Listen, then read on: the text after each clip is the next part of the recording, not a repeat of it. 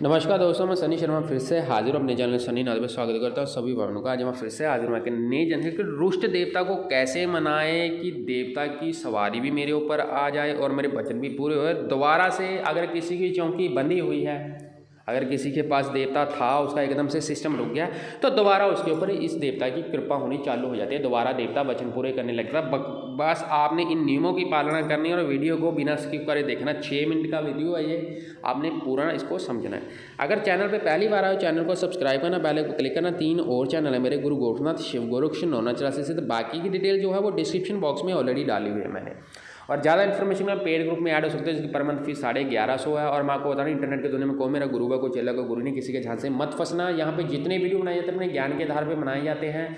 सनातन धर्म, हिंदू धर्म का प्रचार, नासंप्रदाय का प्रचार ही सबसे ज़्यादा करा जाता है। जो कुछ भी करना पूर्ण रूप से किसी ज्ञान पट के अंदर, यानी कि गुरु के अंदर और किसी जानकार के अंदर रह के करना। मेरा काम सिर्फ जानकारी देना और मेरे धुने पर बिना अरदास लगाए कोई मंत्र नहीं करना। मेरे द्वारा जितनी भी क्रिया दी जाती है, पहले मेरे से बातचीत करनी है, कुछ समझ में नहीं आता तो उसको अच्छे से आपने समझ लेना है पहले।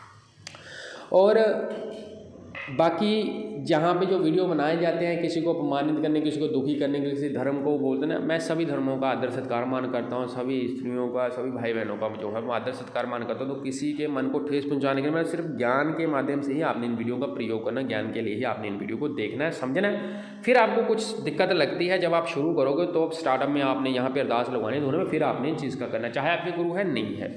रुष्ट देवता को कैसे मनाते हैं देखो। अगर मान लो आपके पास हनुमान जी की चौकी, आपके पास भैरवनाथ की चौकी है, माता के, चाहे आपने किसी गुरु से लिए, जो आपका कुल देवता था, आपने स्वयं भक्ति करी है, वो आपके ऊपर आते थे लेकिन अब आना बंद हो गया है, तो मैं आपको कारण बताना चाहता हूँ। उनमें कुछ कारण होते हैं, देवताओं के कुछ नियम होते हैं, जो नियमों की आपने उल्लंघना कर दी, उन नियमों को आप पार लांगे हो या आपने उन नियमों को तोड़ दिया, जिस कारण देवता आपसे नाराज होता है। देवता की नाराजगी के बड़े वो बोलते हैं ना कि कारण होते हैं।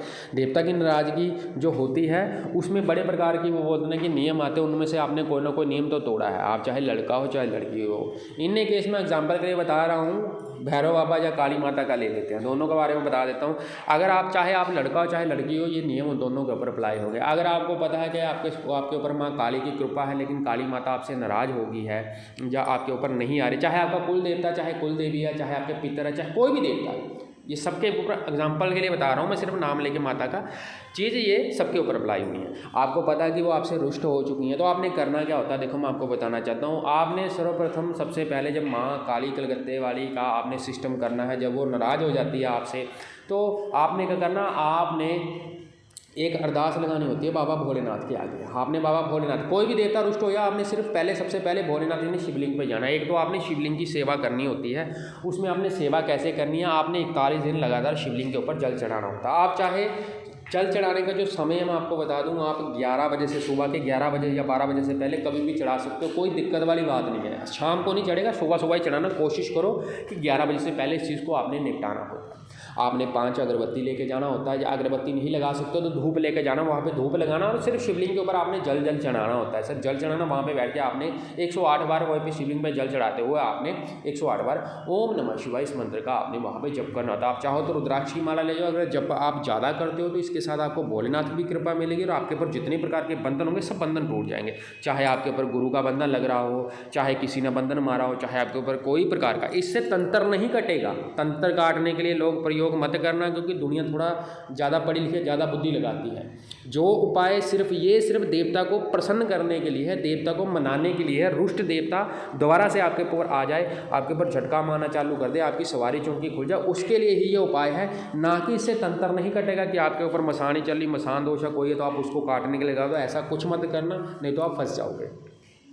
तो आपने भोलेनाथ की सेवा चालू करनी है। अब उसके बाद आपने क्या करना होता है कि आपने डेली भोलेनाथ पे जाकर चढ़ाना है। आप जो भी 10-15 मिनट वहाँ पे लगा दो, महाराज जितनी अपनी समर्था के अनुसार कर सकते हो, चाहे आप 11 बार बोल के आ जाना भोलेनाथ को, वरना कि महाराज मैं आपकी जो सेवा कर रहा हूँ, सेवा का जो फल है मेरी झोली में डालना आपने, ठीक है।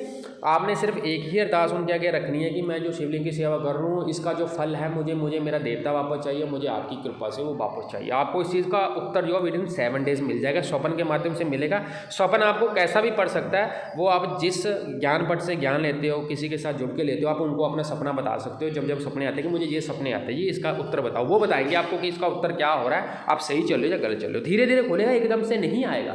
रुष्ट होगा देवता। मान लो किसी से 20 साल से रुष्ट है, 25 साल से रुष्ट है, तो वो 1.25 महीने में नहीं आएगा, लेकिन कृपा कर देगा, रास्ता आपको मिलना चालू हो जाएगा। तो वो देवता आपके साथ बातचीत करना भी चालू कर देगा और आपको बचाना भी चालू कर देगा। क्योंकि ऐसा नहीं बोल सकता हूँ कि बोतल से निकला हूँ मैं भी जिन्नू कि मैं आपको 1 दिन में वादा कर दूँगा, 1 दिन में 41 दिनों में आपके पास देवता ऐसे खेल लेगा कि आप दुनिया के चौंके लगाओगे जय जयकार। ऐसा नहीं होगा भाई, उसके लिए भक्ति और कर्म कमाना पड़ता है, वो आपको रखना। फिर आपने जिससे आप ज्ञान लेते हो, जैसे मान लो कि आप मेरे साथ बातचीत कर लो कि मेरा देवता रुष्ट है, तो जो आपने जिन गुरुओं ने अगर बंधन लगा या कोई कारण, आपने वो मंत्र चेंज करने हैं, वो मंत्र नहीं जपने होते हैं उनके थ्रू। क्योंकि जिससे आप ज्ञान लेते हो आप उनको बता दो कि महाराज ये मंत्र है बताओ। अगर वो आदेश करते हैं, जैसे आप मैं तभी बोलता हूँ कि मेरे धुने पर अरदास लगा करना, अगर वो आदेश करते हैं कि ये मंत्र जपने हैं तो जपने, नहीं तो नहीं जपने, वो चेंज करके देंगे आपको मंत्र। आपने दोबारा से दूसरा चेंज करके मंत्र का जप करना। 1.25 महीने के संकल्प में आपने सिर्फ शिवलिंग के ऊपर जल चढ़ाना होता है और 1.25 महीने, उसी 1.25 महीने के दौरान आपने उन देवताओं का जप करना होता है। सिर्फ 11 माला सुबह, 11 माला शाम को देनी है। जप में कोशिश करो कि 1.25 लाख से ऊपर अनुष्ठान जाए तो आप ये मान के चलो कि आपने 33 से ज़्यादा माला देनी है एक दिन में, मंत्र चाहे छोटा हो चाहे बड़ा हो।